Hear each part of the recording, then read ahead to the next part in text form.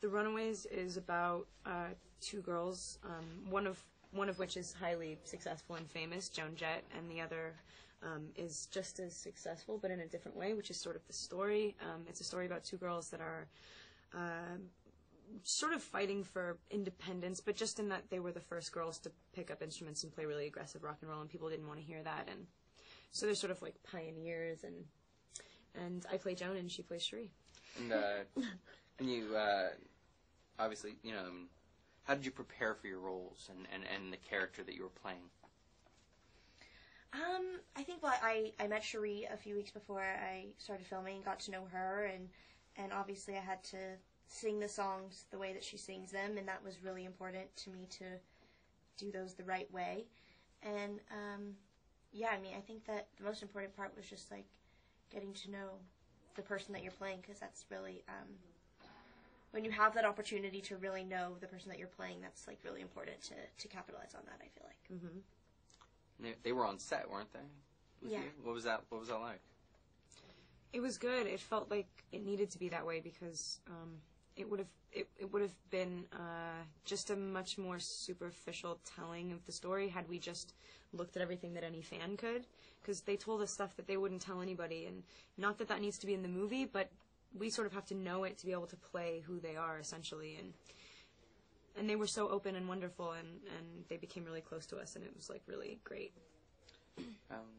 Was there anything specific that drew you to the project, made you want to really be a part of this film?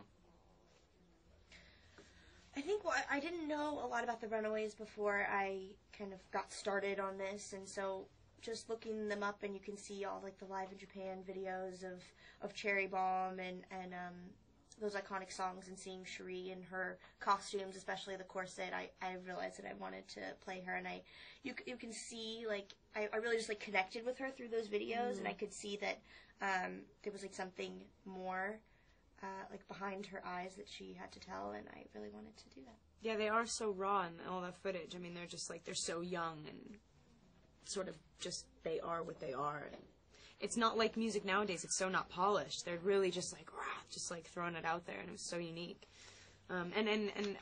People our age really don't know about the Runaways, so that was a huge draw to sort of, like, show people that. And also, it's a really unique relationship. Like, you have these two really badass, like, girls, but at the same time they're so, like, sort of overtly sensitive, and that comes to the music. I mean, like, the only reason the music is good, and it's not just, like, hard, like, you know, it's because they're really delicate little things with a lot of armor on.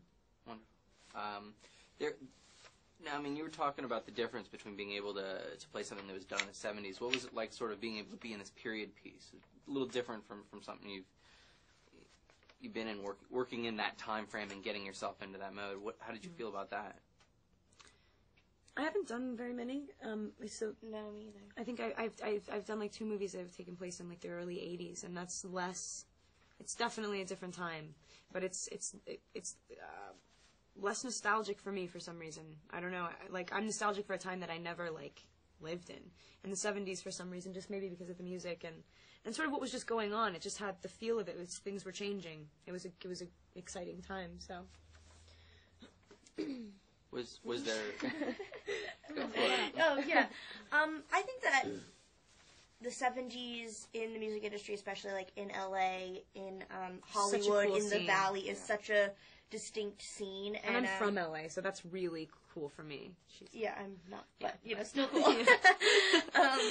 And there's like a lot of people that you come by, especially when you do live in LA, that are like, oh, I saw them here, or, like, I ran into Cherie, like, here in 1975. You know what I mean? Like, and so, like, especially filming the movie in LA was really important and, like, added a lot to it.